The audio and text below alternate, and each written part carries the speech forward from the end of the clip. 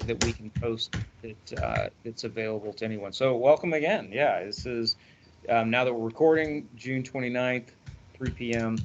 and this is your June 29th virtual work session meeting. So as you guys know from the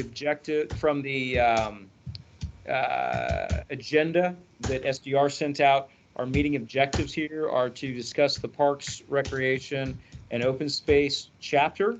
And really the objectives with that is see what are the major changes or gaps since the last plan was finalized, and discuss strategies moving forward. We're also going to review and discuss our issues identification document, and we're going to discuss, have an initial discussion on the upcoming community listening sessions. So with that, welcome everybody. I think everyone is familiar since we ran through. We have a couple of guests. Everyone's familiar with who all is on here, but we will do a quick group member round robin for any relevant updates and any announcements that we would need to take a note of to be included on the work group calendar. I will kick off and let you all know, for anyone who observed yesterday afternoon, Cynthia gave an update to the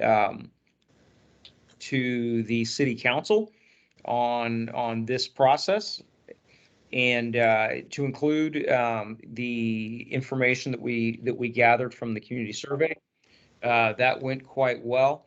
I can tell you that the city council really emphasized using, when we talked about the listening sessions, the focus groups, and the community groups. Community groups can be anything. It can be you guys's HOAs. Council really asked if the work group members were being involved, and we said yes. We had Mary and Linda at our one of two community group meetings that we've held so far. And likewise, we had oh gosh, who was it that we had at the XYZ? Marcy. We had Marcy at the XYZ meeting. So he said yes. This is a function that certainly the work group members are jumping in on, and we highly encourage you all to continue with that. So if you know of your HOA's meeting, as we've mentioned all along, please be an ambassador, a positive one for this process, and invite us. I am more than willing to attend any work group, any community group meetings that are regularly scheduled, where we can talk about the community plan and do a quick session on getting input from that group. So that's an outbrief from last night. And then I'm going to run down the list here and see what updates you guys have. So I'm going to start with Ann. You're at the top of my list. Ann, do you have any updates for our round robin? Well, I don't have an update per se, but I missed last meeting, so I did go back and listen to the audio, and I have to say it was very painful because it's not very good. It breaks up, and anytime somebody was typing on the laptop, that's all I could hear. But I got through it, and so I have the benefit of having heard what everyone said, and I would like to reflect back on economic development. Okay. I think that we have had significant economic development in the last few years. It's called short-term rentals. And I think that has to be reflected in the community plan write-up, because what have they done? The cleaning services demand has gone up, demand for repair companies, like something breaks, there's a new customer coming the next day. So my ability to get repairs has been greatly impacted. And then, of course, loss of community. And so as the community plan team, my vision was that this would be one of the things we'd sit back and say, okay, we're at a fork in the road for the 10 years going forward. Are we going to just sit back and let short-term rentals take over all of the neighborhoods that aren't HOAs? And so it'll be very few residents, all short-term rentals. We'll take the land for the cultural park and make a 10-story apartment complex that holds all the workers required to support Sedona, and the end. That's the new Sedona. Or are we going to find a way to push back we have the House Bill, what is it? Senate Bill 1160 coming through that actually allows us to put in ordinances and fight back for the bad performing short-term rentals. Is that our path where we're going to try to push back, get our community back, get some of those longer-term rentals back so that we're more in balance? And we'll still have to build affordable housing, but not as much. So to me, as a community plan team, I thought we'd kind of step back and say, where could we be 10 years down the road and which path do we want to take? So that was my reflection. Okay. I'm forwarding this to. Can I go next so that I can? Absolutely. That Okay. actually helps me, Tony, because I was forwarding an email right then and wasn't looking at who we had next on the screen. Go ahead, Tony. Just a couple things. I agree with Ann, and I'm just wondering if we haven't gotten to that point yet, I guess, is I feel like we're still in that collection, community collection and input phase. I've asked for this a couple times before. I'm going to ask again, just to have it on the record, a more detailed snapshot of exactly what we're going to do over the next several months of, how we're going to leverage social media, how we're going to leverage these HOA meetings and work groups so that we can collect all this feedback, because the faster we collect the feedback, then we can take the feedback and as a team actually put some direction into kind of what we need to do. So I agree with you. I'm just hoping we just haven't gotten there yet because we're still in collection mode. Absolutely. Okay. Anything else, Tony? Nope. Thank you. Mary, I see you next in my screen here. So any updates for the round robin? I guess the benefit of travel. I just got back from Park City, where you might remember that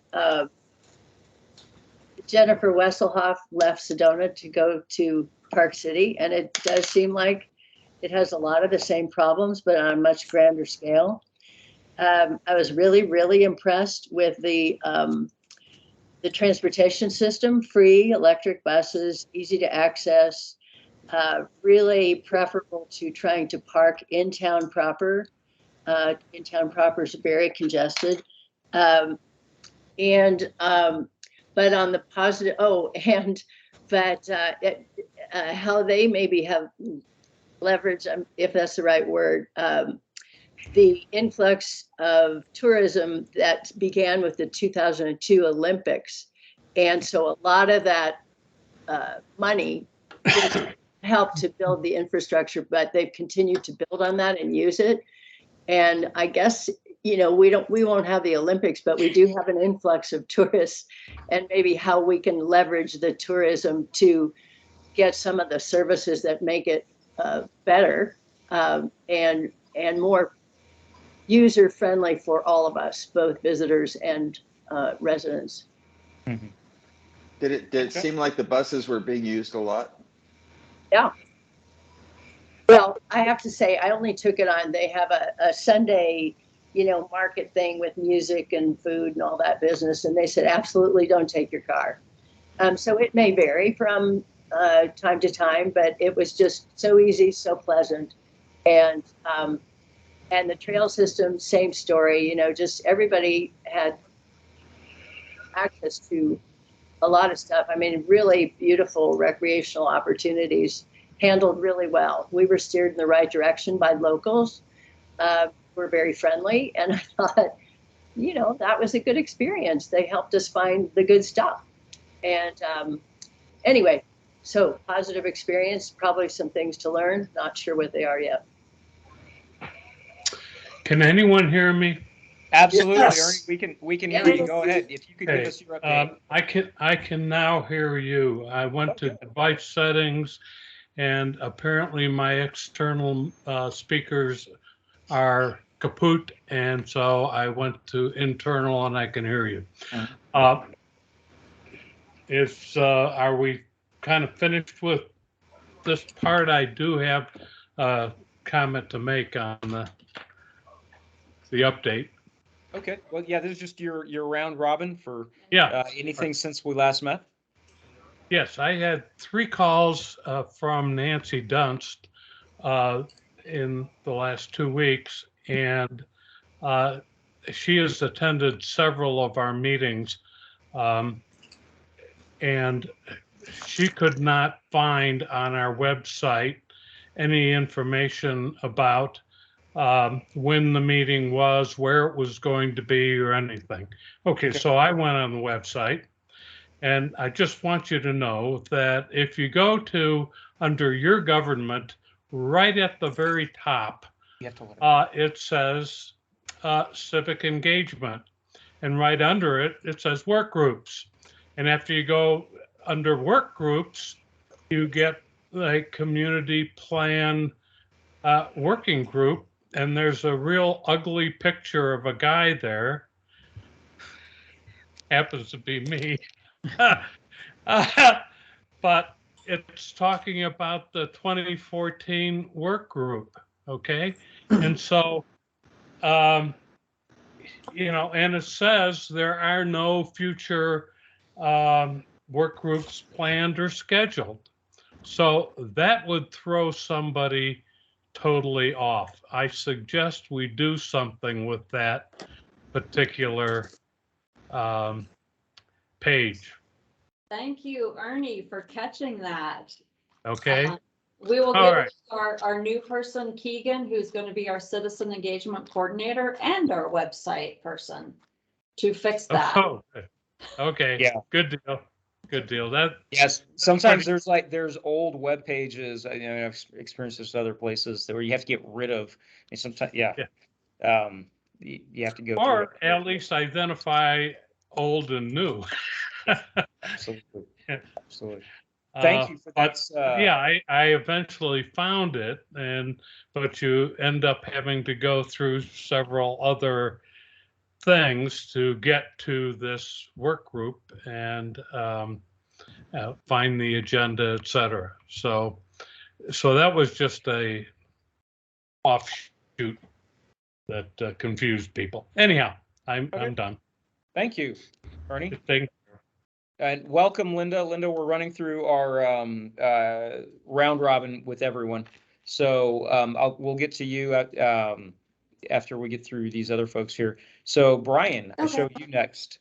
All right, thanks. Hey, everybody. I was gone 2 weeks ago coming back from Jackson Hole. And like what Mary was talking about, sort of comparing with other resort towns, town of Jackson is like the exact same size as Sedona. Pretty much all the same issues, except their real estate runs as much as 3 to 4 times more expensive per square foot than here, which is unreal if you think about it. $1,500 to $2,000 a square foot, and they have, housing trust. They've got some things going on to try to address the lack of housing for workers. So, maybe part of our listening in this plan also needs to be listening to peer communities elsewhere that have many of the same kinds of problems, and in many instances are ahead of us as far as putting some solutions in place. Because I've been to Park City, I've been going there 20 plus years in the warm season, like when you were there, Mary, and they're way ahead of us on a whole lot of things. So that, and just the other thing, I'll be dropping off slightly early today. It's the League of Women Voters City Council Candidate Forum this evening, so I have to bolt to the SPAC to be there early for that. So hope to see you all there tonight. Back to you, Jess. Thank you, Brian. Okay, next person I see here is John Sather. John, any updates for the group? I'm going to pass today. Thank you. Okay. I was hoping to hear, once we got a report from Park City and Jackson Hole, John, I was hoping that you could give us a report from, you were just back from Aspen last time, so I was hoping you had a great place to report from. Well, I was in Tahoe yesterday, so they're all the same. I mean, the reality is I work in all these places. They are all struggling with the same issues.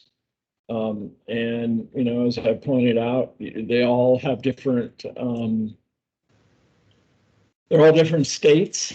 So, you know, as I pointed out last time, Aspen now has a moratorium on building permits because of the short-term rental crisis it's in.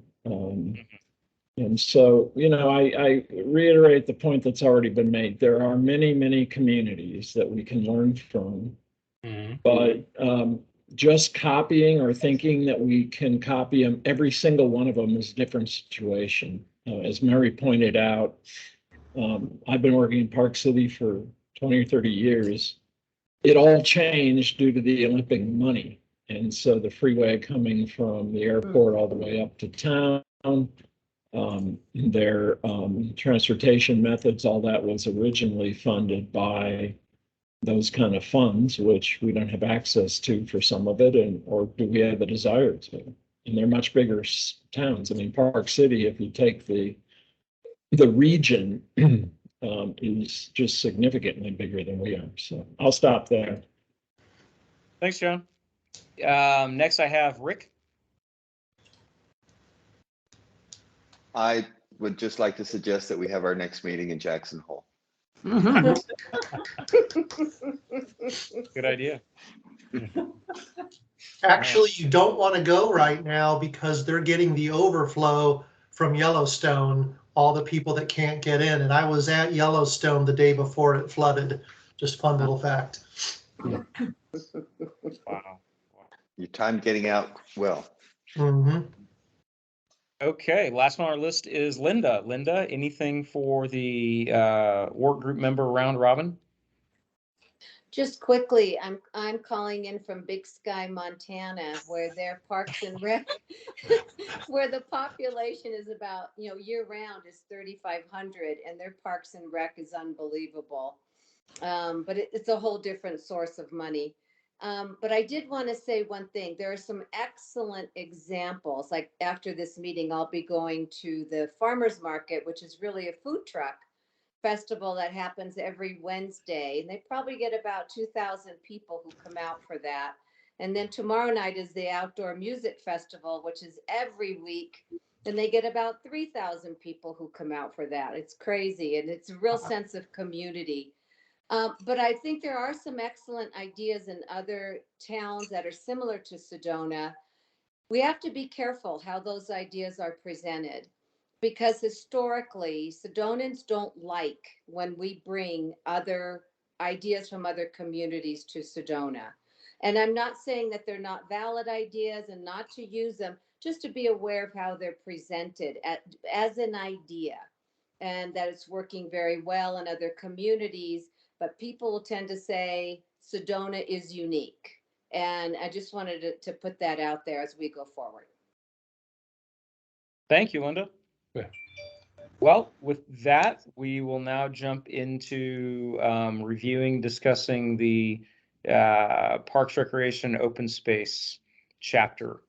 So just to prompt you from our agenda here, are the goals for this section still relevant and guided by the vision? What did you want to add to that, Cynthia?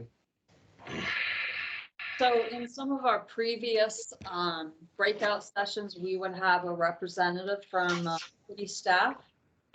And we did ask our parks manager, which is now Dawn, and she had another obligation.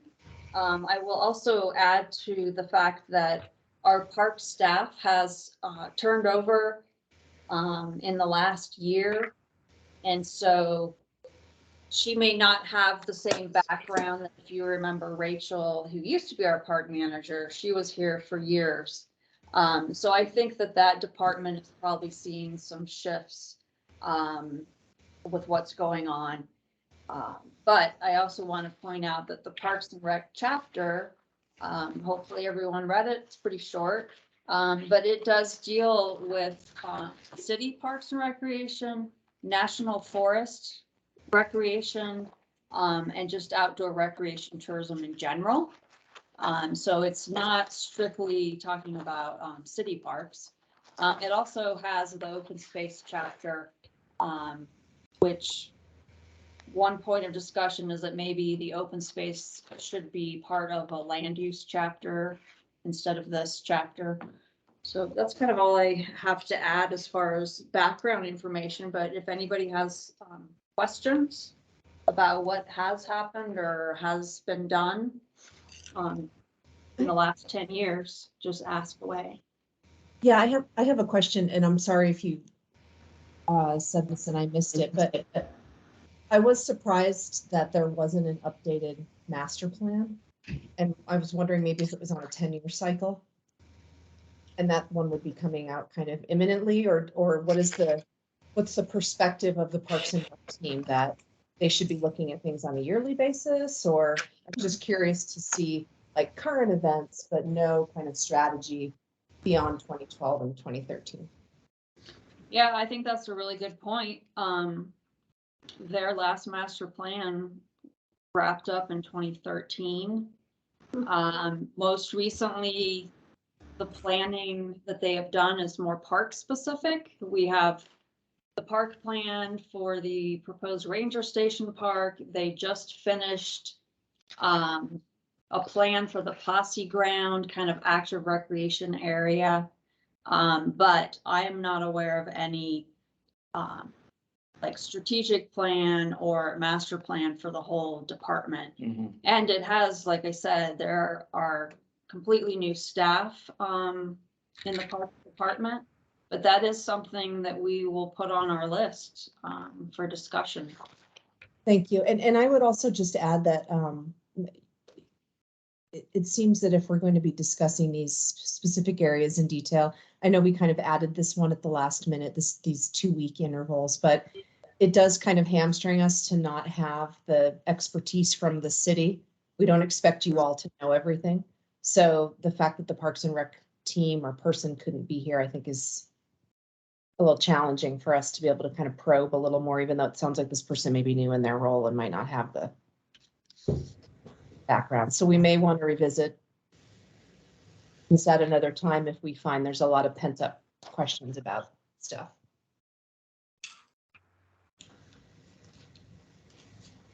I was Okay. wondering if you can explain what the, in general, what the plan is for posse grounds. Good Can- question. And when was Can that? we popular go through the around? goals first and then we can come to the specifics? I Sure, think that's no a great problem, idea. man. I'm good with that. And you had a great suggestion, which is where I was trying to get us back to. But if we all look at page 81 at the goals, there's 3 overarching goals for the Parks, Recreation, and Open Space chapter. They are, the first one, protect and preserve natural open space. Second one, ensure the protection of the environment while providing for responsible outdoor recreation.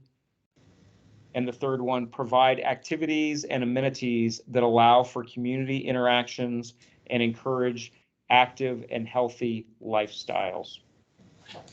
So those are incredibly broad. I'm sure many people have many things come to mind as we read those. So if we could maybe, and I know Ernie was wanting to make a comment here, but if we could just focus on those first. Are the goals for this section still relevant and guided by the plan vision? I'd like to comment on the first one. Sure. Cynthia said something about possibly moving it to land use.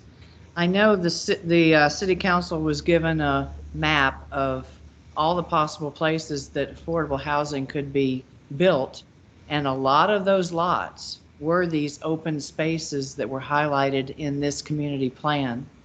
So if that goal is removed and moved to land use, I would say that's a very clear change in vision that open space is now being considered for land use.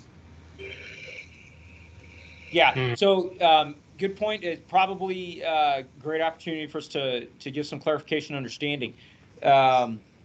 If open space as a land use category moves to land use, then it would just be discussed as retaining open space, particularly if it's identified as open space within any form of open space plan, but certainly on the land use plan. If it was identified as proposed use remaining open space in the land use chapter or on the actual land use map, then that is actually a very strong way, policy-wise, to retain it as open space. Anything else you would add to that, Cynthia? Well, I would say that actually, yeah, it would strengthen it. Mhm. But this also reminds me of when we did discuss the land use chapter. I'm not sure how much detail we went into. But kind of one of the most important pieces of the document is on page 51, and it's our future land use map. So when planners use the term land use, those are designations, and open space is a designation category. So it's not that by saying land use, we want to use that open space land. It just means that's a designation category. And there's a specific description of what open space is that's in the land use chapter. Not to be confused, but related to our zoning designation. As well. So if that helps clarify. Frank, on page 51, I do not see open space as one of the land use I don't either. areas. Are you looking at the map? There's Yeah. public, semi-public. Yeah. We've Yeah. got, It's the third from the bottom oval. national forest and other natural open space. Oh, Oh, okay. So I saw the natural, yeah, okay. Other natural.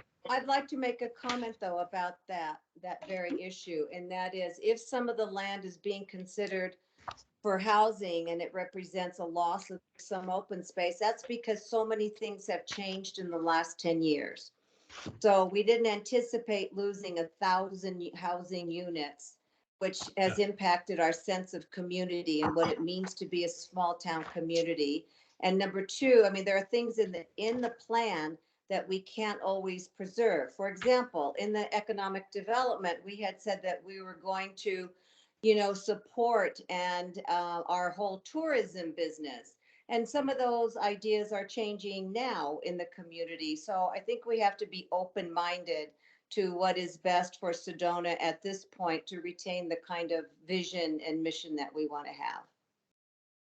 I agree with that. We want this community plan document to guide the council and the city management on the decisions they make. So we want it to reflect true guidance, not just as a consider this, but do whatever you want. I think this is a good example of two conflicting priorities, which will be an important discussion item for the next year or so.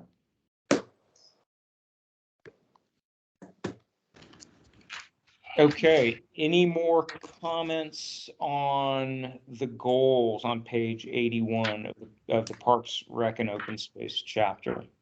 I just have to say the second goal, I'd say we have not met it, but it still is definitely a goal. Absolutely. Yeah, I think, certainly what we hear, we've been hearing a lot about is OHV, ATV use and impact on the environment as an outdoor recreation, obviously, the impacts national forest land. So Jess, can I ask a point of clarity about that very issue?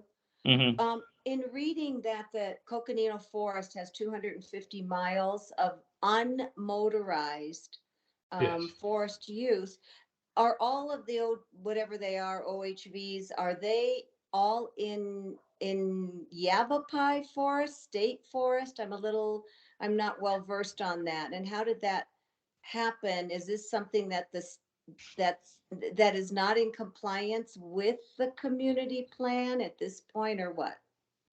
I'm a little confused. Yeah, So be the expert to answer that one. So the OHV issue is a little bit complex, and we're working on putting together a fact sheet about this because, okay, to cover the points you just made on the 250 miles of non-motorized trails, that would be your hiking, mountain biking, horseback riding trails.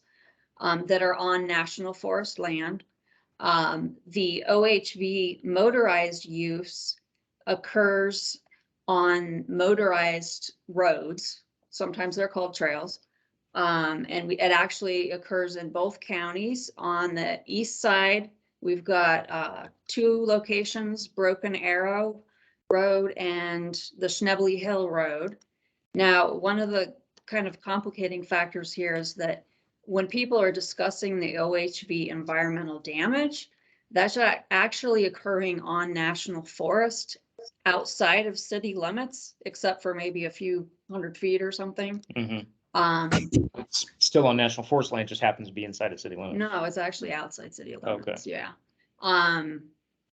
Let's see, in town, the closest one on national forest is Soldiers Pass. The dirt portion of the road, which is restricted by day. And then the majority of what you hear about is out there off of Boynton Canyon Road, Creek. 525, Dry Creek, Vultee Arch Road. So the environmental impacts are happening on the national forest, most of which is not in city limits and not in our jurisdiction. But that doesn't mean we aren't getting involved, because there's 2 sources. One is the private OHVs, which we don't necessarily have any control over those. They're street legal. And then the other part where the city comes into play is that the rental companies are within city limits. So that's kind of like a super brief overview of the OHV. Mhm. So just let me be sure that the goals don't say ensure the protection of the city limits environment, right? Right. Yeah. Correct. So our goal is to protect all this land around us that basically is the reason why we have tourism for Sedona.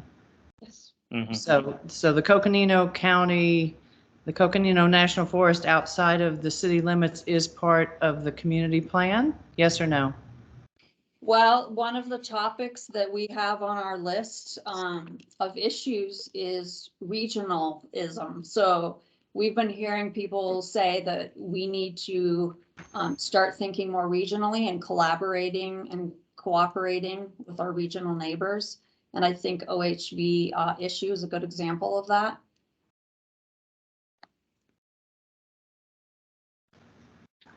Ernie's wanting to make a comment. Go ahead, Ernie. Yeah.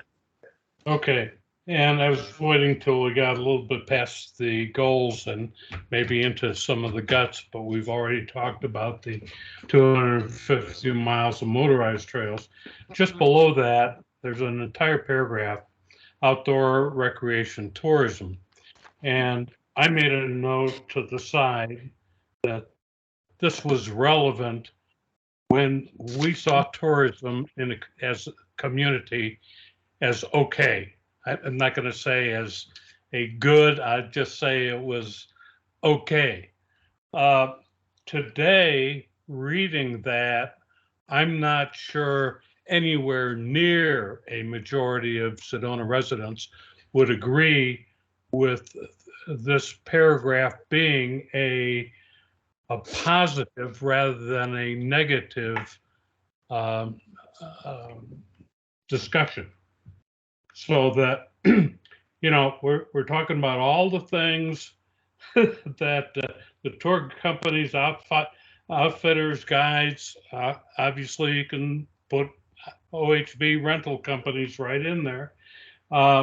They can be done guided tours, self-guided with rentals such as Jeeps, all-terrain vehicles, right there. They're a benefit. They're mountain bikes and all the businesses that support them.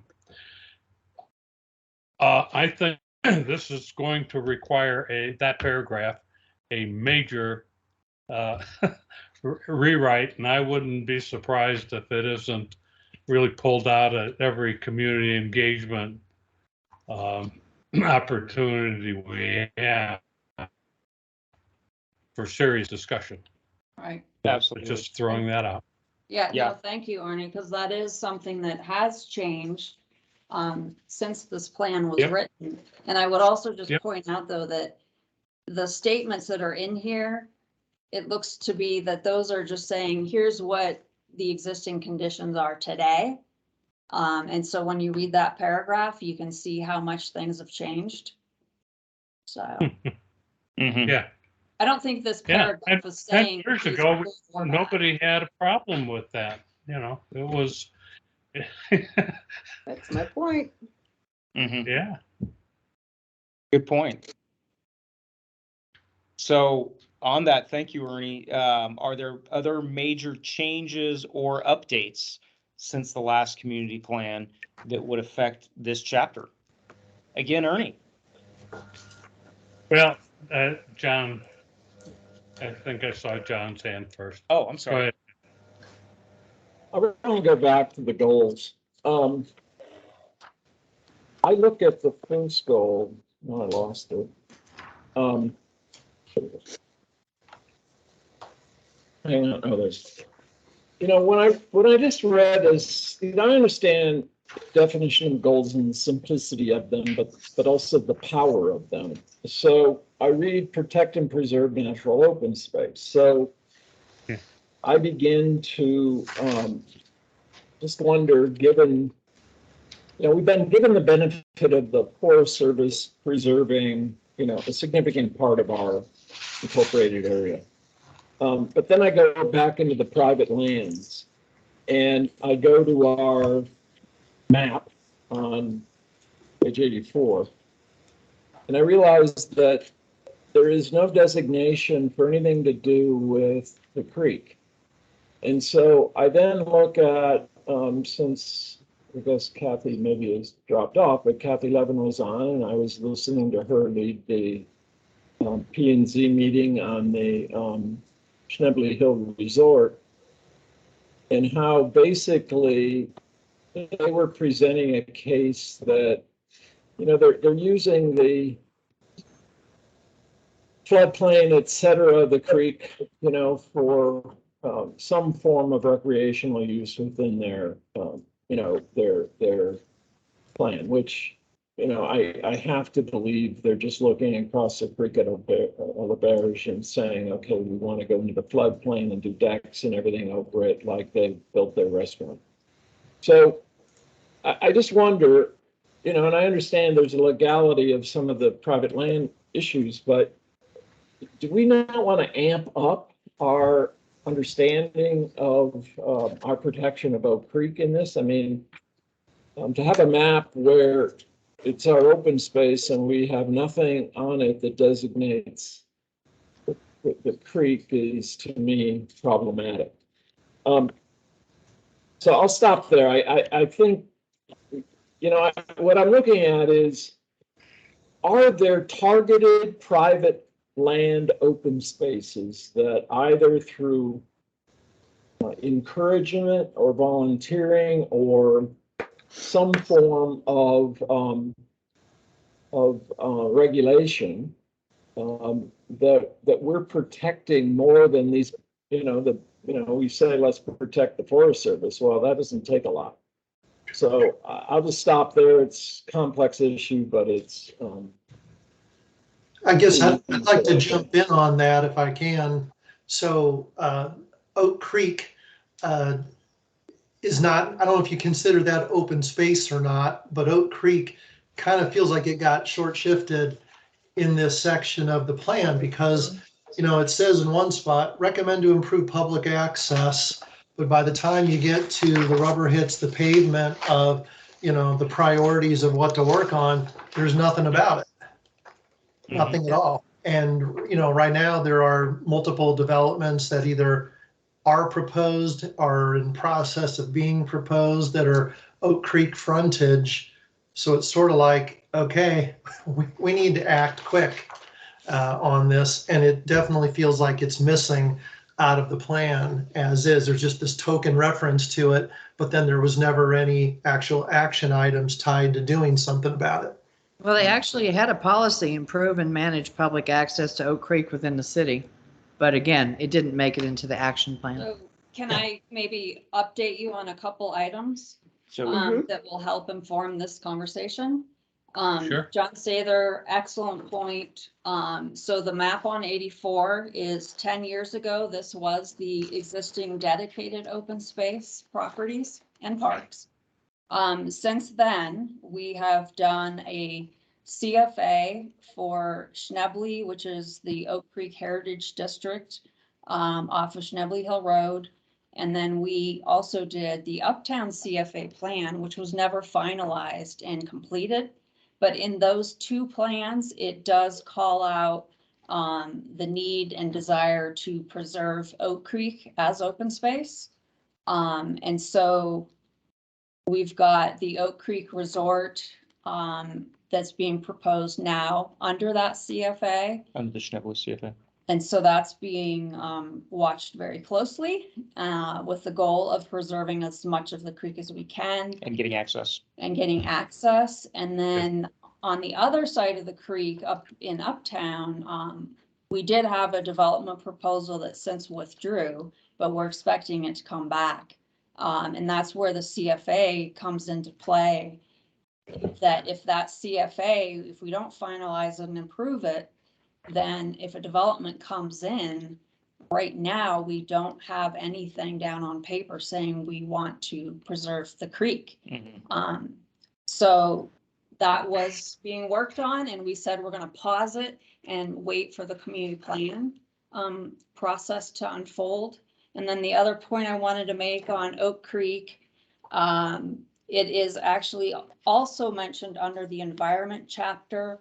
It is a goal, but I think that someone made the point of it doesn't have a lot of emphasis in the plan.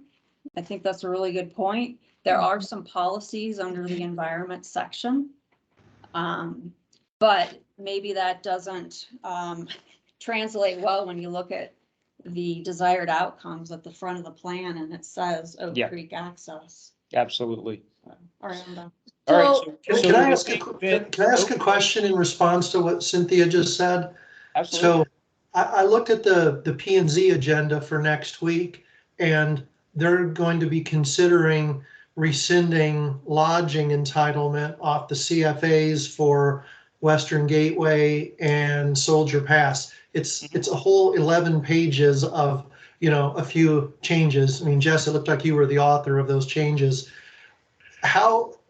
What's it take to extend that and remove, like lodging entitlement from these other CFAs as a for instance, or to put in something like for the Uptown, where Archer had proposed the development? Like, can't you?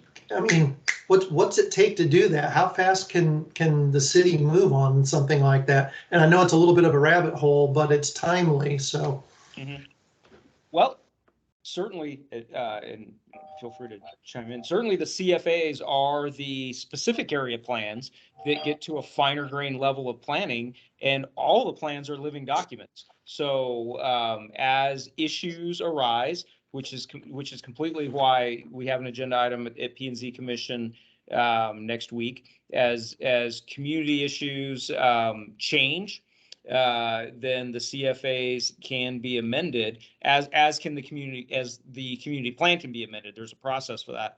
So that's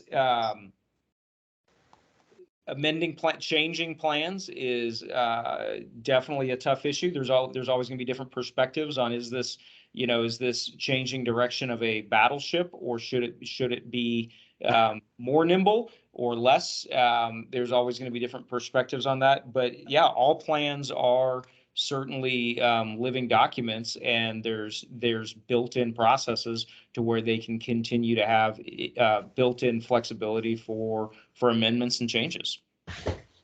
So good point. Jess, can you line up your camera so we can see you again? Oh, okay. I'm trying to keep my computer. Can I follow up on one thing, and I'll make it short? Sure. I wish, or at least for consideration, that we have a significant writing in this as it relates to Oak Creek.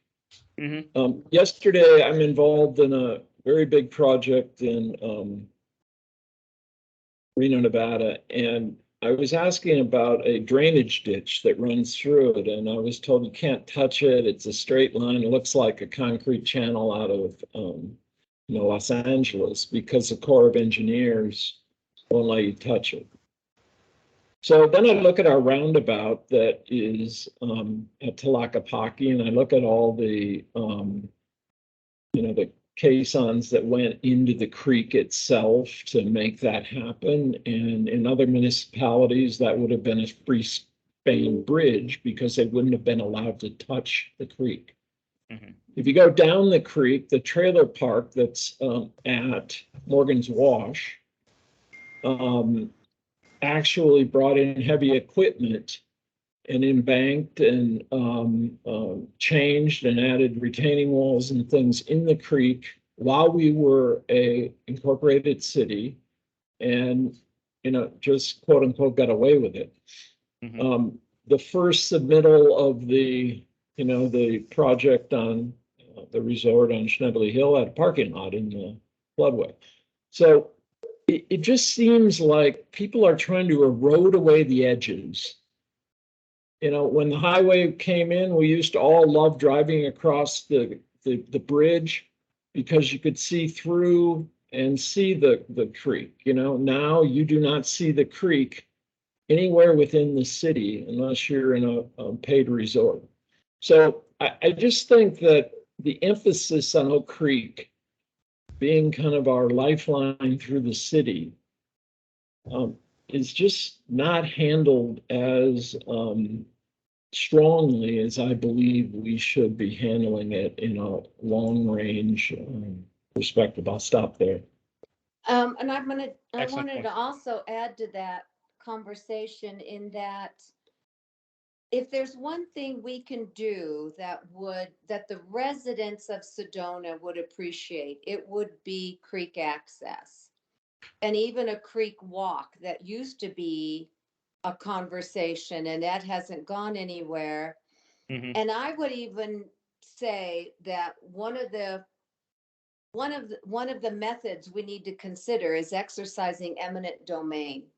And I don't use that lightly because it's a tough It is. topic. But on something like this, because the creek is a treasure and it's fragile.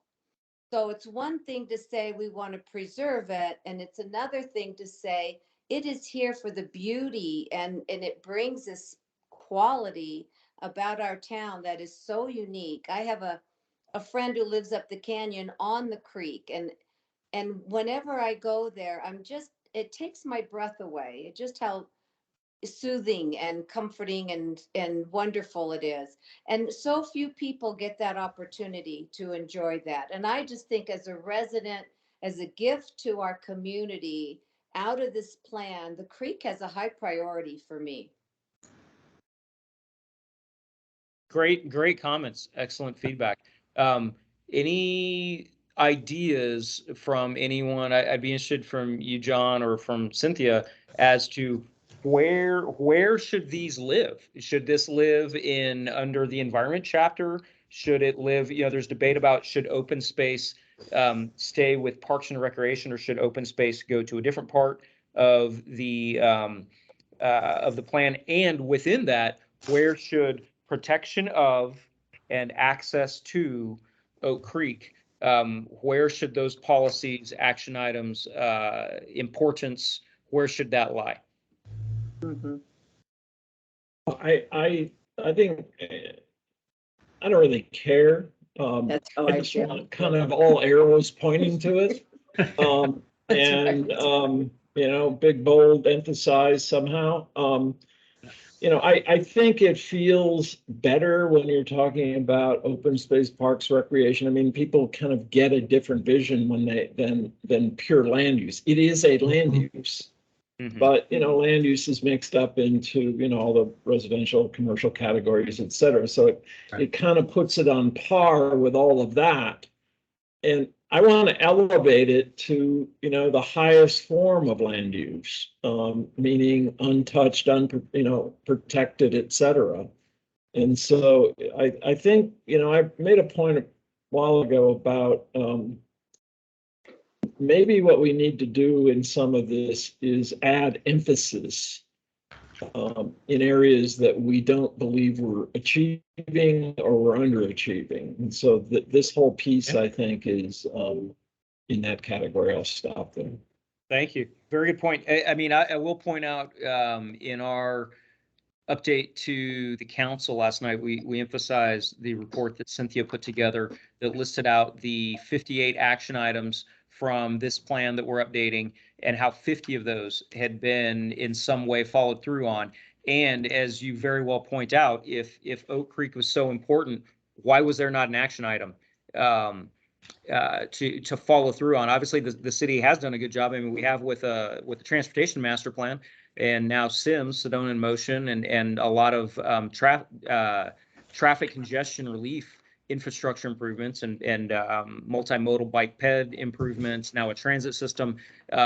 We followed through on those action items. Maybe if there's an action item and a prompting, and like you're saying, John, lots of emphasis and all arrows pointing to it, maybe we'll follow through on it once this new plan is in place.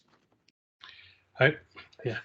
Go ahead, Ernie. Got a couple of comments regarding that, and I agree entirely with the idea of making sure an action item is entered, because otherwise it's left to political whims and winds. For instance, we had a creek walk plan for 20 years ago, and it was in and out depending on the council, the priorities at the time. And it's currently out, but it had been in for a long time. And it was elevated, and it was designed to be away from the creek in the sense that we didn't want a lot of people putting their feet in and stirring up, so it was not in the creek, but it was a view and a way to actually get that sense that was just talked about. That was one thing. There's another one here in open space, and it's a key issue. And that's regarding, it's a two-part thing. At the last sentence of the first paragraph under open space says, Forest Service planning policies have specifically restricted land exchanges in the Sedona area. That is no longer a true statement. There is something in the Forest Service plan, but it is not the strength that it used to be, and it's certainly not permanent. It can be changed totally the next time there's a revision to the plan. So that is a questionable issue. Then under key issues, there was a desire for permanent protection of the national forest in and around the city, primarily for the purpose of restricting land exchanges. Well, Tom O'Halloran and I chaired a committee to try to get national monument status, because we knew that any other permanent protection had to go through Congress and it wasn't going to happen. But a national monument can be declared by the president. And we tried to get that done, and we did not get support from the city of Sedona, the council, nor any of our adjoining communities. Cottonwood opposed it, Camp Verde opposed it, etc. So I'm not sure we can continue to make that statement that that's an intent unless we're really serious about it. And again, you would need to put like an action item so that, one council says, yeah, let's do it. And then 2 years, it takes 2 years to get something done. And the next council says, we don't care, and so, okay, I'm done. Very good points. Excellent points. So we're now at 4 p.m. We were going to try to take a break here and move into the second part of our agenda. But last call, this has been a very good discussion. I think we're really seeing that maybe the goals should include, beyond just protection and preservation of natural open space, that there's got to be emphasis on Oak Creek, very deliberate, and then action items associated. Any other comments? I have two other quick ones. One is, should we consider a critical habitat inventory of the whole city? That would look at private lands as well as public lands. The other is, Ernie may be the only one who remembers this, but in the first plan, we had the scenic sensitivity study that was done by, I even forget his name, but he used to be. I remember who you mean. Yeah, go ahead.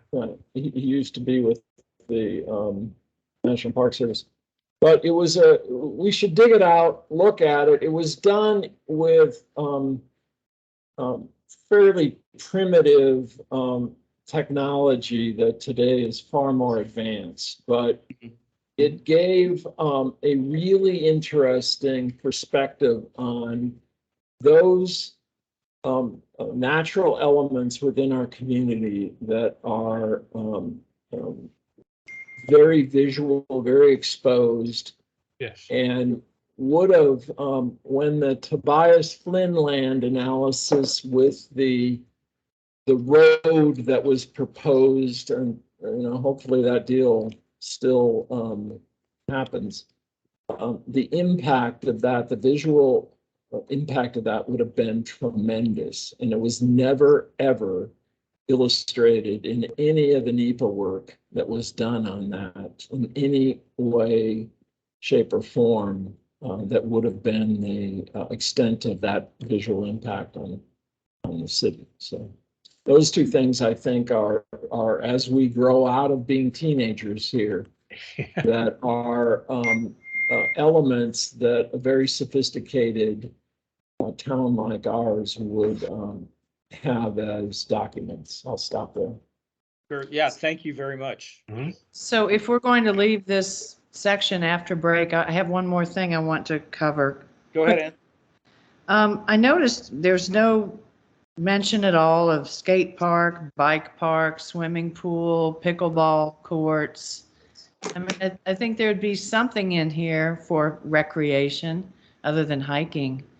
For example, the ranger station design for that park, the neighbors have asked for a pickleball court, and they've been told, well, that's not really the theme of the park. And so I think each resident, when they don't want to go out and have to fight all the tourists, if we could give them a little haven, there's Sunset Park, there's Posse Grounds, this one is a perfect haven for the whole Brewer Road community. Mm-hmm. Give them something to do. That's a good point. Good point. Mm-hmm. Good point. Thank you. And the hub, there's no mention of the hub and use of the hub, so. Okay.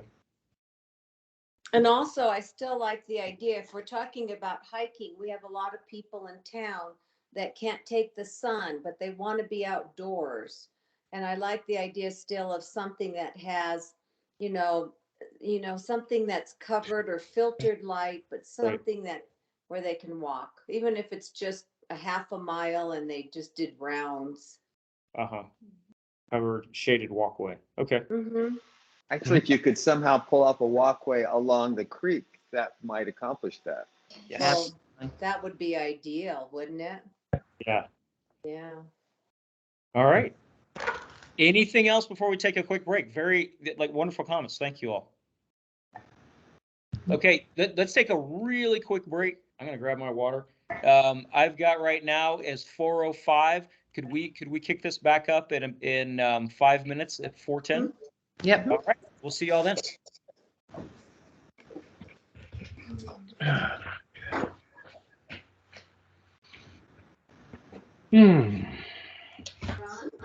They sent the mail. Oh, okay. I wonder if this is what was supposed to be. Yeah, because the first 10 minutes of this, I could not get any audio. And the reason was it was set for external speakers, and I didn't discuss, because they're using a product called Microsoft Teams rather than Zoom. So that's a totally different, anything that I'm not. Ernie, Yeah. you're not muted, Okay, I'm sorry. Let me mute myself. so Thank be you. careful. Okay. Where's my mute? Here we go.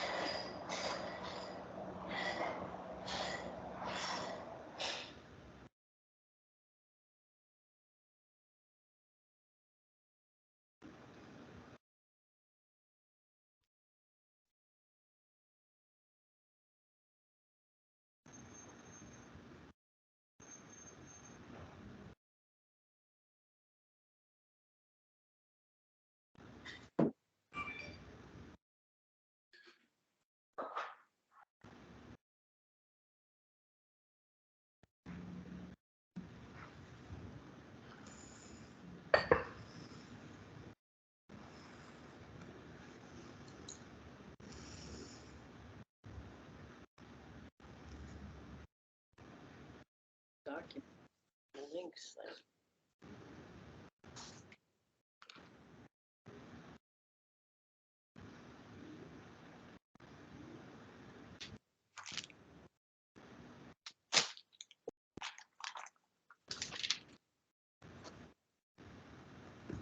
Hey, Ann, can you hear me? Yeah. The next thing I think, let's see, the issues identification document link. I don't know where that is. I don't either. Tony, Must do you be know on where? our website somewhere. Can you hear us? Yeah, The I next can hear you. I thing don't know where it is. Okay, good. That makes all of us. But I wasn't sure. Anyway, In the email, it says link, but there, I don't know. I don't see a, doesn't go to a link. no, it's a dead document. There's no link there. Sounds like we have some people in our group that care about Oak Creek. I'm very, very encouraged. Great. Teams. And I still think that guy, Ron Tiller, who's the ADEQ guy, I think he would be very supportive of preserving carefully Oak Creek. What's ADEQ? Arizona Department of Environmental Quality. And Okay. he's relatively new, Ron Tiller. And I can't remember. Oh, yeah, that's right. Whenever I was fishing for grounds to be on which to be opposed to the development of the Schnebly Hill project, I thought of that. And Dave Waters up at Don Hill's Cabins and Gary, my husband, they worked a lot on the scrutiny of the creek that was orchestrated by ADEQ, and they had issues with ADEQ actually. But anyway, I mean, the goal was good. But anyway, Dave Waters said, "No, Mary, this is not pertinent to Sedona development. It was outside the city, blah, blah, blah." But anyway, nice try, no cigar. But anyway, Ron Phillips got right back to me, and he, this page, that page, refer on. Anyway, that the developers should be held to the standards that are articulated by the Arizona Department of Environmental Quality. Oh, really? That's interesting. I have to get educated on that. Well, it's a big, hard thing to get educated on, but I think that he is very responsive and educate us. Should be able to share your screen, or do I need to like? Thank you. Okay, guys, we are back and, let's see. All right, way to go. Cynthia is now sharing her screen. So Cynthia is gonna jump into the second half of the agenda. So go ahead, Cynthia. My volume on and you turn yours off. Got it.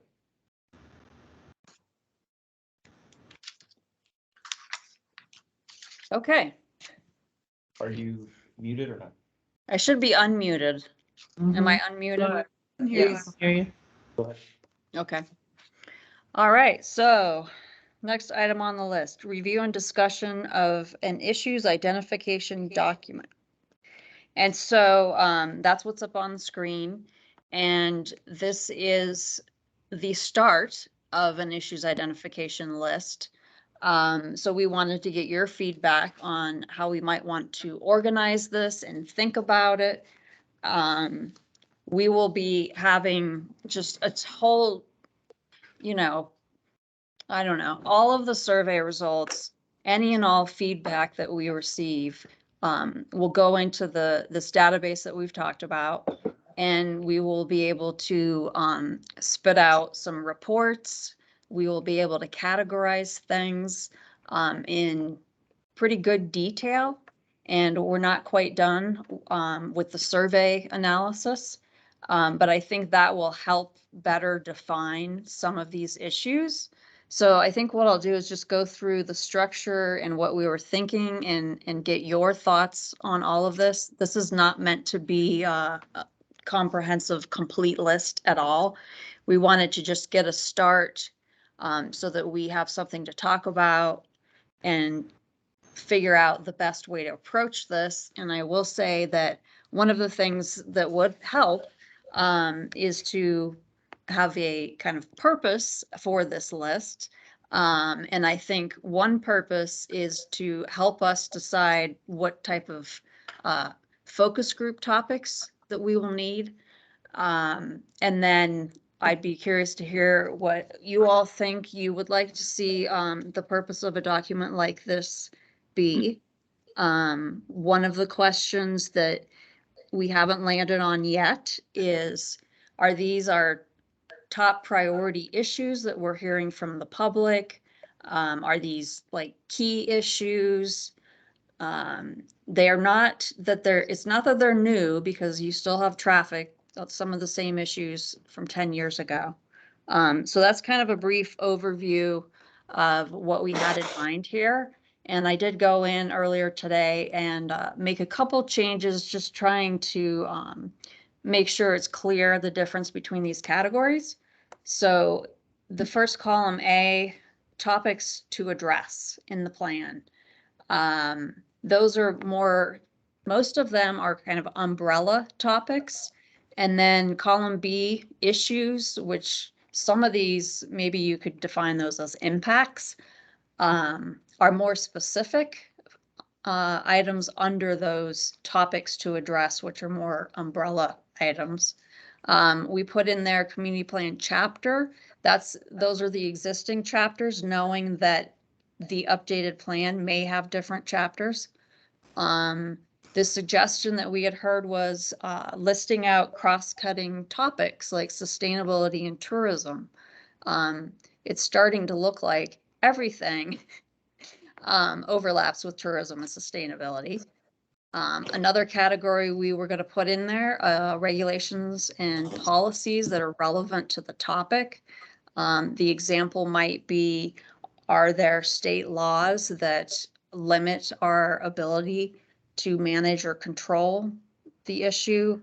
And then references would be, are there existing city plans or other documents that address this topic? And so again, if we are going to use this when we're planning out our focus groups or our listening sessions, then it will help us know what references we need to be looking at, regulations, etc. So really wanted to get your thoughts and ideas on how to organize this type of information, how it might be used, etc. And so, hey, let's open it up and hear your thoughts. whoever wants to start. I just have a clarification Yeah. question. Issues, are they all negative? No. Is uptown parking considered to be a negative thing and Chamber of Commerce a negative thing? See if there's any hands raised. No.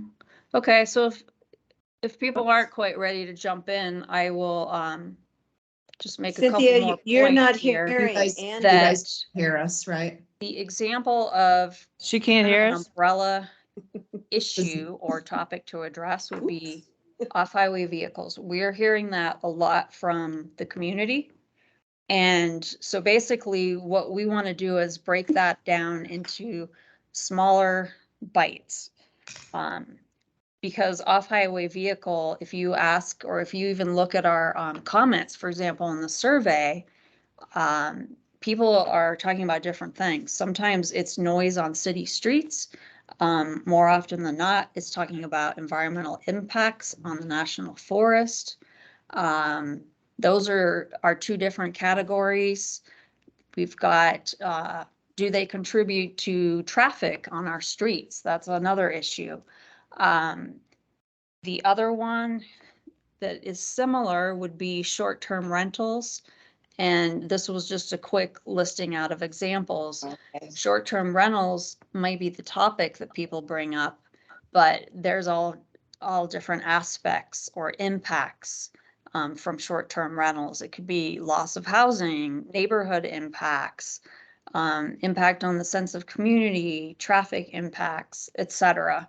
So that just kind of gives you a flavor of what we're thinking, so that when we do have a focus group, for example, we want to get very specific and talk about potential solutions, etc. Obviously, a big one on short-term rentals that's already on our list is working with the state to try to have the ability to regulate it. But other than that, how can we address some of these more specific issues that we do have control over? Anyone have anything to add? No? Can you hear us Can now? you guys still not hear us? We're talking, you can't hear us. Jess, are you? is- Okay, so if you Yes. want, we can move on to our next topic. Does she really think that she Just could talk knowing- for Oh, more than gosh, this 5 minutes is- without us having we don't- something to say? we and No. Wait.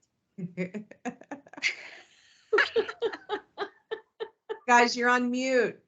That is so weird. You're on mute. You're on, she's on mute. She's got us muted. So much for wanting input. Okay, I'm showing, Ann, you are not muted. Tony, it looks like you're muted. No, she's not. I can, well, Well, you know, I am now. I'm she not is now. She's, yeah, but Yeah. Wait, are So you we- muted or not muted? Cynthia can't hear us. Yeah, so we've been talking for the last 3 minutes. Are you guys hearing me right now? We hear Yes. you. Yes. I don't hear any, is your sound on? It's on. Sure. Turn yours on and I'll turn mine off. Turn it off. Okay. Sorry So about I- that. I Can you had hear a me question now? right when the silence Now we started. hear you all. Oh, sorry, we had a technical problem here. We couldn't hear you. You should have known you'd gone into Twilight Zone if none of us had anything to say. I know, it was really weird. I just had a clarification. The issues column, are those all negative things? Like the uptown parking is viewed as a negative and Chamber of Commerce is viewed as a negative? No, because if we were to print out our report, say from the survey comments, on some of these topics, they're in support of. I would say the majority are on the negative side, but it's both positive Okay. and negative. Okay. So how does that help us understand then when we're reviewing this sentiment so that we can respond to it? So I think that what would be helpful, and tell me if this would help or not, is that we could print out a report and it would be all of the comments that we have heard about this particular topic. So that before we go into whether it's a listening session or a focus group, everybody would be able to look at those comments in advance and know what is it that the public's concerned about more specifically. Would that be useful? I'm not sure.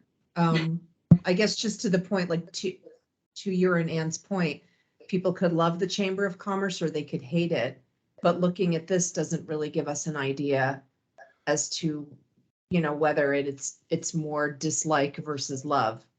And in order to help provide that direction to the people you're about to focus group with, and for us on what I'm going to propose is a monthly basis where we review this as it changes over time and see, kind of what the issues are. Yeah. The other thing that would need to be brought into this on the focus group and the listening sessions are we would bring in people that are more familiar with the topic and also can give us the latest information, because I believe council was actually having a meeting with the chamber today. Yeah. Is that today? Yeah. What's going on now? So there are things happening right now, which I don't know about, and we would invite them to a meeting so that we could hear what are the discussions happening right now with the chamber. And so it would be a combination of hearing what's happening now, what direction does it look like it's going, and then also just hearing from the public of what are their concerns, etc. And do you feel like you got your question answered? If so, I'm going to back off, but I don't feel like we're there. No, I'm with you. I'm looking at these categories, and the first column is very, very high level. Yeah. And so without some breakdown in the second column, I mean, it just feels like some of these are like a do loop to each other. Like you said, Cynthia, sustainability gets hit in almost every one, in tourism. I don't know. I guess I need more time to think about. You had said, okay, we're going to meet with somebody, so we want to go in and we want to print all the comments made about the Chamber of Commerce, for example. Okay, maybe. But to do a Pareto or do any kind of charting of how many times did somebody mention the Chamber of Commerce, it wouldn't be helpful if the good comments are mixed with the bad. I'm just struggling with how this is structured and how useful it will be. Agree. Yeah, and that's why we're talking about it. Yeah. Is it useful? Who is it useful to? Yeah. But I will say that one of the things I think this shows is that we've had suggestions that, well, we should have a focus group about tourism. Well, to me, what this shows is that everything is tourism. That's too big of a topic for a focus group. So we need to be focusing on the more specific impacts, which would be the second column. And probably even getting more specific than what you see there. Let's see, what was there? Cynthia, I'd like to add 2 more things to the list and Yeah, me throw it too. out and see. One, we have talked about creek access. Creek I just think that since it goes across the board for so many people, we should add that. And the second one from that I think is a big change from 10 years ago is the loss of young families and children. Okay. Is that democratic diversity? Yeah. Demographic. Yeah, that's a good one. That's good. That's good, Ann. I have one to add. Yes. We have a number of items under quote traffic, but we don't have anything regarding roadway management. And this can affect traffic. For instance, the number of access points to a road, particularly along 89A, where every single business has its own access point, and that interferes with the ability of traffic to move. That's one item, one part of that. Another part is, medians and or beautification of a roadway. In other words, is traffic, and when we think about cars moving down a highway, the only thing we care about is circulation, how fast we can get from point A to point B, or are streets another part of an incorporated city that has something to do with your essence as a community? And I think, there are many, many organizations and points or entities that address this from, from many different angles. But we're not talking about any of that. We're just talking about getting traffic dealt with. And we don't care what it looks like or what, So I think Can I- that you can I just ask- made me think of something that this, You could say Let's- roadway well, roadway management is not really descriptive either. no, I know what you're getting at, and I think that when we have a focus group, or this is where the list is useful, is that we can have the accompanying information that people may not be aware of. And a lot of that is in our land development code. We do have things about too many driveways on 89A. We have a lot about beautification in our code. So some of that stuff is out there, and so that's more of the education piece. So if you bring up an issue, you or the public, then we can put together some information to let people know that we may already have something on that. Well, yeah, but it's not, if these are meant to be, the main issues that we're going to be talking about, when you start saying traffic, my mind does not automatically go to access points and medians, or, things like that. It's more what we need to do to fix the traffic situation so we can get faster from point A to point B. Can I make a comment and ask a question? So the comment is, I'm not sure whether we're actively adding things to this list right now. I mean, maybe that's the second part of this. Okay. It's more around, but I don't know, I'm asking. So the structure, I think we're trying to figure out what is the right structure for two purposes. Number one is that when we all get together on a regular basis, we've got something that's very synopsized, hopefully, that we can all look at and see kind of like hot button issues because they keep repeating. And I don't know if an Excel spreadsheet is the way to do that. Word cloud type tools feel better because they'll start elevating things because these words are like repeated more. The other thing is, I'm wondering if we shouldn't be more judicious about what we put in column A. Should we consider that to be the new table of contents for the next plan? So what we keep in there is super high level, and we fight. Ernie, if we want to add something, right? We fight for it, we talk about it.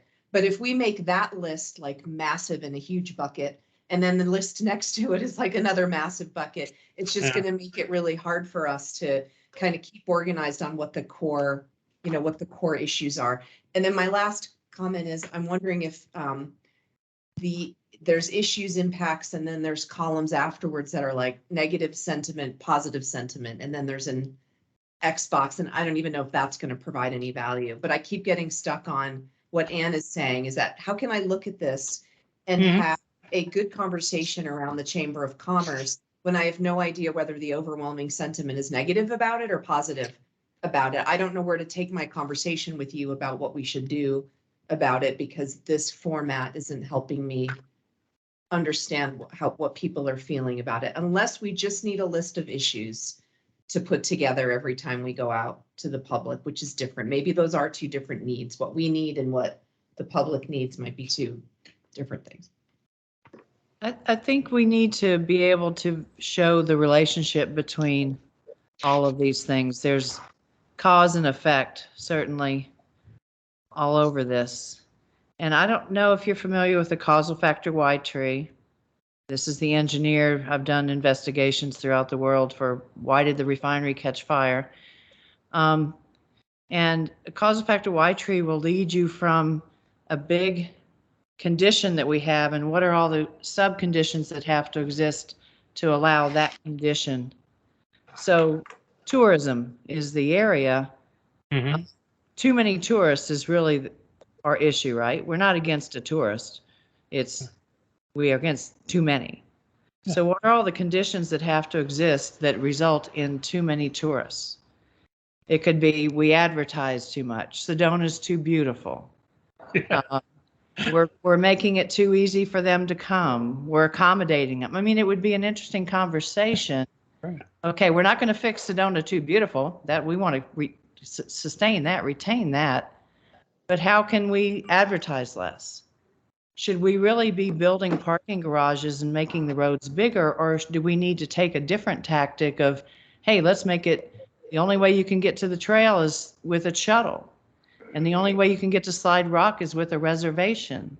And, make it where the tourists, it's like when I go to Disney World, 6 months ahead of time, I'm making my reservations for the restaurants and all the things I want to do because I know that's the only way I'll get to do it. I can't just show up and say, I'm here. Let me go into every restaurant and every activity. So again, a fundamental discussion around if we want less tourists, which of these knobs are we going to try to turn and what can we do to turn them? Great points. Yes, excellent ideas. And I can show you how to do a causal factor Y tree. Yeah, if you want to send examples, that would help as well. And Oh. this isn't the end all be all, this particular list. So ideas like that are really helpful. Well, it's hard for me to send examples. I'd like to do just maybe a discussion face to face, and I could show you on I say a chalkboard. What's the current one? A whiteboard as to how you do it. A smart board. Whatever. Okay. And Linda? Yes. Your hand's still up. Oh, no, it was done. Do I take it down or do you? You I do. guess I lower my hand. There you go. And Ann's is still up too. Oh, well, that's when we were trying to get you guys' attention. Okay, my hand's lowered. Okay. Any other hands? No? Okay, well, it's a work in progress. And we can jump on to our next topic. We do want to try to, I think, end a little bit early because there are those candidate forums, etc. So we've got next major item, community listening sessions. And if you want, I can pull up the document that we've got Yes, please. from SDR. Can you see that on your screen? Yeah. Okay. This was just a first rough draft of what a listening session, how we might plan it out, what it might look like. And again, this is a rough early draft, and we wanted to get your thoughts on how these might be structured. We are shooting for August, so this is an old document right here. I'm going to read through the goal. Listening and learning, hearing diverse perspectives, learning about what an update to the plan is. It'll queue up additional discussions such as focus groups, additional community events, and I would add public input, etc. So some of these things are just questions that we need to be thinking about in advance. But the thought is, let's say we have a topic. The first one on the list is land use. let's see, it looks like SDR has done quite a bit of these and they said that they are very successful. They suggest an hour and a half. And they had in mind to do virtual via Zoom, where you could have unlimited participation. One of the comments that we heard from Planning and Zoning Commission is they suggested that we also offer an in-person version. So we need to talk to SDR, and I wanted to hear your thoughts on that.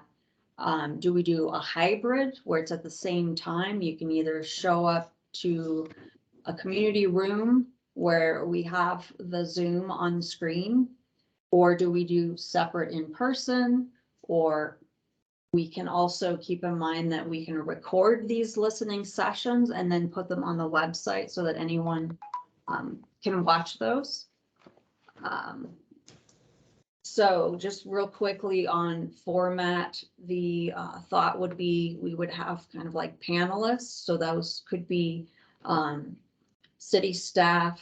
If it's a regional issue, for example, we may bring in a regional professional in whatever the topic is. And then she's got just an example of the agenda there. The panel, if you will, would be probably city staff. We might start it out with just some very basic, what is the community plan, etc. And then we'd have the panelists. So if it was a city staff person, they could talk about what the city is currently doing on that topic. If there's any existing plans related to it, etc. And then you can open that up to questions and answers. You can also do breakout sessions on Zoom so that you can have smaller conversations and then you can bring it back to a larger group. So that was the format that SDR was recommending. And we wanted to get your reaction on how that might work. Yeah, so what do you guys think of this idea? And what are your suggestions to make this really work well? So I have a quick question. It says key thought, consideration, issues that are not in city limits, how to handle. So can you clarify for me, is this community plan only about things in city limits? Excellent question. I think that is something that we will need to be discussing. I mean, the community plan, as far as like state statute is concerned, it is for whatever's in the city limits, what we have jurisdiction over. But knowing that there are regional issues that affect our city means that we can't really ignore regional issues. And so the ones that come into play here are housing and OHV in particular.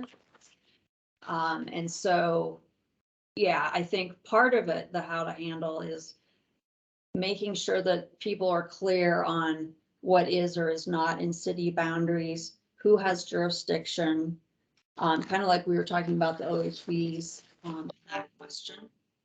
So does that help explain what we're thinking? I think we have to have a very clear Yeah. answer on that, because if somebody says, well, OHVs are tearing up 525, and you say, I'm sorry, not in city limits, next question. Yeah. Yeah, so. Yeah, I think it's something we will need to prepare for. In addition to maybe responses like, okay, recognizing that that is on national forest property, it's their jurisdiction. What is the tie to the city?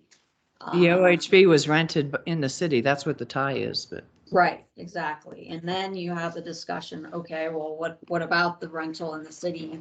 Is there a way we can manage or control that? So try to lead it back to what the city can control and manage. Cynthia, how many land use listening sessions are we planning to have? Well, I think the thought is to start this out with the big topics.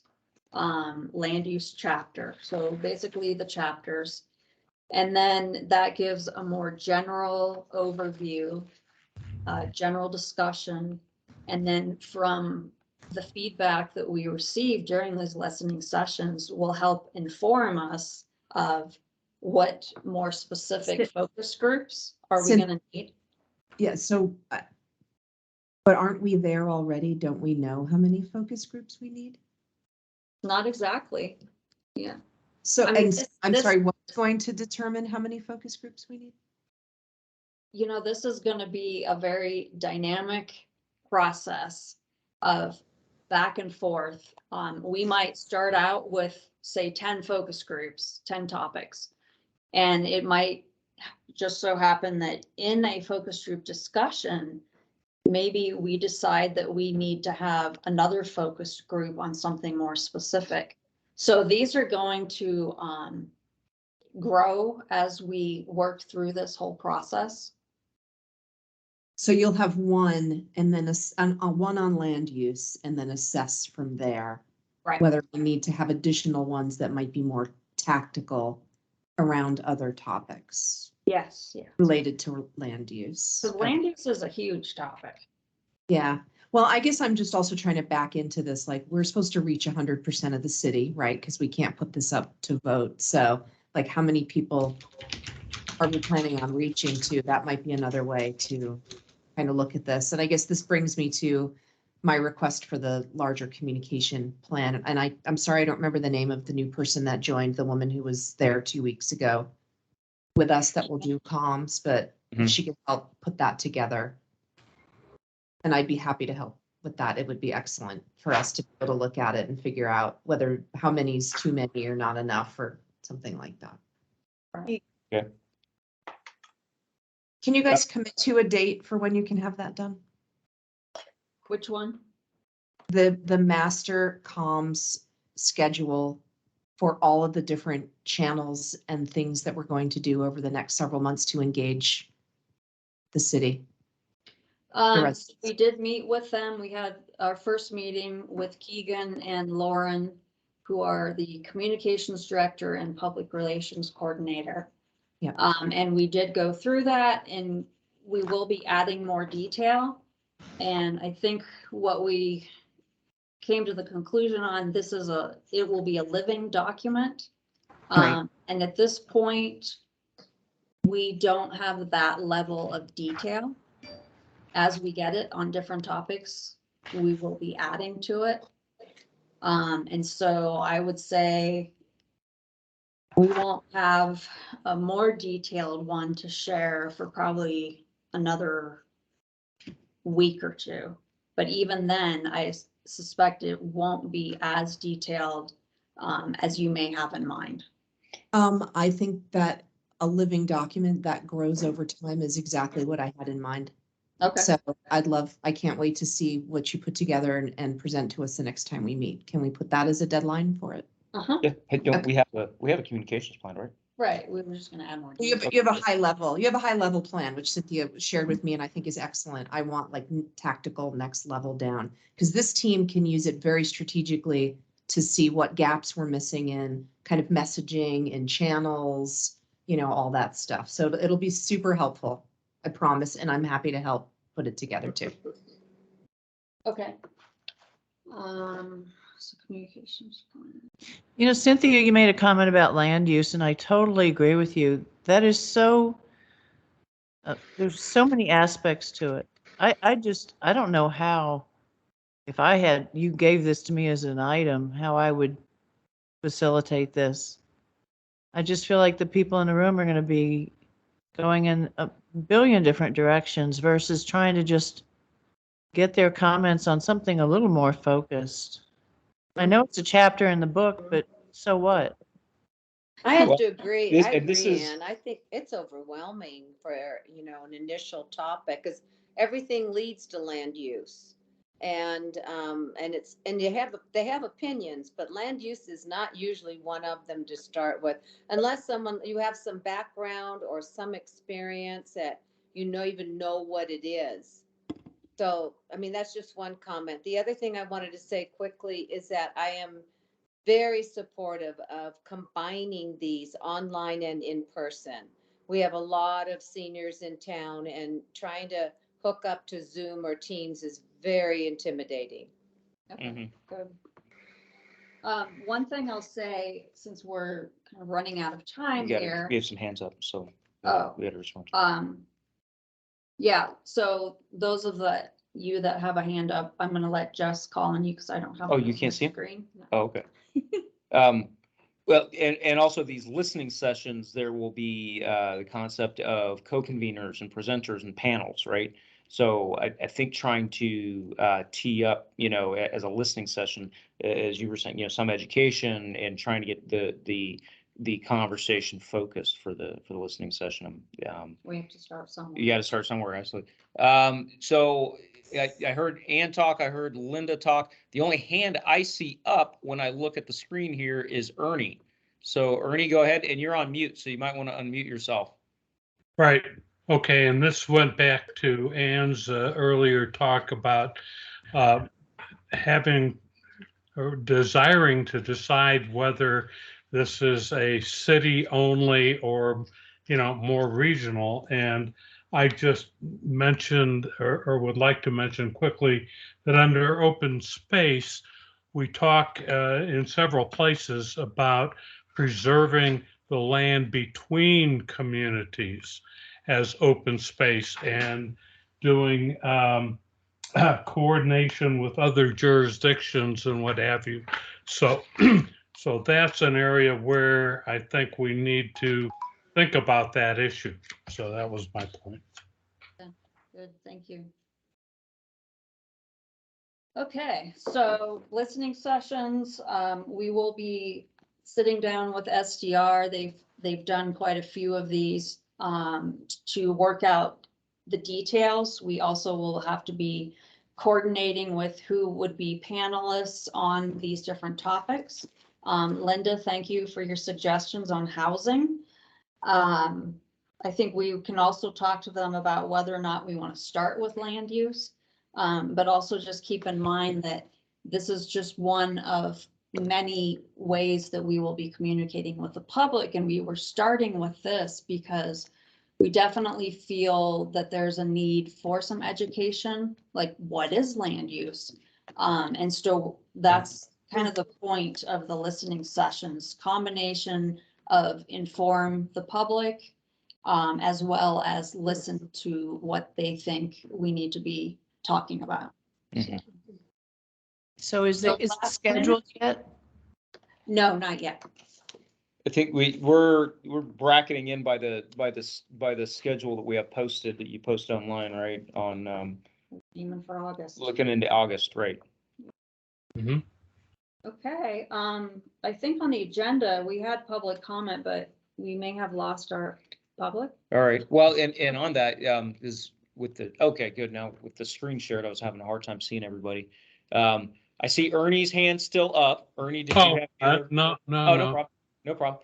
And I think we lost Brian. Yeah. Yeah, it looks like we lost Brian. I know we started off with Kathy Levin, the P&Z chair, as our only guest, but she's gone. Yeah, I Okay. don't see her. Yeah. Were there any other follow-up comments on the, anything this afternoon, and particularly the community listening sessions as the first really of four major components to community education and community input? So there's a calendar. Could you send me a link to where the calendar is for these sessions? Oh, they haven't been scheduled yet. Well, but the timeline. Yeah, so at least it blocks out where in time these activities will fall. But not actual dates and time. Right, Okay. right. Yeah. Ernie's got a question. Ernie's got his hand up, his real hand. I still have a comment on the community listening sessions. I'd like to know who's doing the listening. In other words, if a good part of this is learning, and it actually starts with city staff, what's a community plan, and we're going to go through It sounds to me like at least half of it is more presentation to them. You know, are we really doing the listening, or should we maybe call it something? A community listening session pretty much to me tells me, if that's what it's advertised as, that I'm going to be, you're going to listen to me, or, you know, the community as a whole, actually, you know, telling you. But this is a two-way street. And Then call it a community dialogue. there you go. Should we Good. call it listening Thank sessions? you. That solves my question. Okay, we will talk to SDR about that. Yeah, yeah. What does the word listening mean? What great comment. That might be misleading, Yeah. so. Yeah. If you still feel that, to Ann's point, that like, where would you go with a land use topic? And actually, as a resident, I'm not even sure I would know what land use necessarily means. It's kind of a geeky insider term. I'm just wondering if whatever we do end up calling it, or maybe it's a compelling question to get people there. Is it a much bigger session where you have tables, the first 50 people get to go, and then there's tables with like micro topics within the land use thing, and you sit at the table that you care about, and there's an other table where people could surface other topics. I mean, I'm still trying to figure out if we're using this, is this similar to the survey in that we're going in with a blank slate and then we're going to come out with like another heaping list of stuff? Or are we trying to really drill down on specific topics within land use? Well, I think and this is where we can work on, you know, I think we have to refine the goal as I'm looking at it on SDR's draft. But the primary purpose, as I understood it, was to be educating the public on, and I think a good term, maybe the title of it is, what is land use? So we start out by trying to explain what is land use, and then so we've got, the way she has this written up, 30 minutes presentation, 10 minutes Q&A, 30 minutes of discussion in breakouts. She's got key questions for community reflecting on what they are hearing, and then an interactive poll. So obviously it needs more discussion and refinement. Mm-hmm. And our next meeting is July 20th. And so I think that we need to come back with you July 20th, a much more detailed agenda proposal. Mhm. And also, since that's getting close to August, we should have a schedule figured out by July 20th. Yeah, so we can get you more information that you can look at before we meet on the 20th. Mm-hmm. That sound good? I think some of the other topics that are identified here for the community listening session, housing in particular, environment, circulation, community parks, open space, economic development. Those, I think a lot of these comments are correct in that those would be easier to tackle in Yes. what we're calling a listening or dialogue session. Yeah, the land use does get pretty geeky, as someone said. Yeah, good point. Okay. Would you mind sending Definitely. us in the follow-up the link to the issue identification in this plan, Doc, please? Send them a link to the. I'll send you a link. Yeah. Yeah, Okay. for both. You. And can we put that at the web? Is anybody having issues trying to get to those links that are on Google Drive? Yeah, that we were commenting, I think you either couldn't hear us or it was during the break, that the word link was not actually hyperlinked, so there was nothing for us to get to. I noticed that like an hour before the meeting, and I apologize. I will send a link, but I think I'm gonna also just send you a PDF Mhm. so that you can quickly just open it and see, as opposed to going through the link to Google Drive, etc. So, and I will add that I want to work a little bit more with SDR on trying to simplify some of this. Whether it's the links to Google Drive or our new workspace for the work group, et cetera. So we're going to try to improve on some of those logistics. Anything else before we wrap? I know there's. I want to say one minor thing. Uh-huh. You know, to the public, if I go under general agenda, it's very confusing. And I want to go back to the simplicity of 3 simple statements. Where are we at? Where do we want to go? And how do we get there? I'll leave this in your hands, but I think we have to somehow simplify this discussion with the community so they understand where they're at in the process, so that they can kind of understand the road ahead and where there will be other times of input. Okay. And I just don't see it in this. You know, if you put out this agenda to the general public, Oh, no, this you is. know, the same 20 people who come to the city council meeting will get it. And, you know, the guy down the street from me would just not even show up. So, you know, it's all part of the communication, I think, and making the geeky stuff simple. I'll Yes. stop there. So And also a lot of what potentially you- making it interesting, like I would dare say sexy, if we're gonna talk about communications, right? Because Absolutely. what is land use even still is like super in the weeds. I still, until I joined this group, wouldn't have given it another thought. I guess I could figured it out at some point, but you know, what is it that we're really trying to get? from this Maybe group? we never even talk about land use in general. Land use, you know, if you take these broader statements of where we're at, so let's start saying that's the issue identification. Where do we want to go? Those could be more general statements. The land use plan is really a tool to get there. So it's like we're crafting the tool before we, you know, somebody like says, okay, well, I want to park there. I live here. I want this. I just kind of question how we're going to get there, but I'll stop. I understand point. you have a process. It's And a also document to remind that decide to, A lot of these are internal planning documents. The public, we haven't gotten to that stage of, here's what we're going to present to the public, and we will share that with you before it goes to the public. I think Mary had her hand up.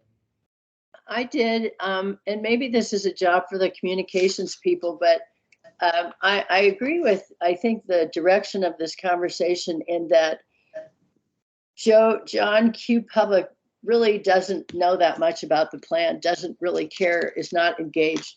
I wonder if the communications people could write something simple, you know, to the effect, you know, just answer something or ask the questions John just mentioned. Where are we now? Where do we want to go? This is the point of the community plan. So use, for instance, the Red Rock News for simple communication with the public. I don't know. It seems to me that's an obvious thing that's being overlooked. Absolutely. We're not there yet. Okay. Oh, shoot. We lost. What? Y'all still there? Yep. Yeah. Okay. Whew. I thought we shut you off. Okay. Thank you very much, Mary. Very excellent comment to wrap up on. Anything else from anyone else? All right. Well, thank you so much. Very productive. And we will see you all in a couple of weeks. Thank Okay. you. Have a good afternoon. Just everyone. Bye. Does anybody know if the candidate thing is going to be, oh gosh. Okay, Jack, we're going out for a walk.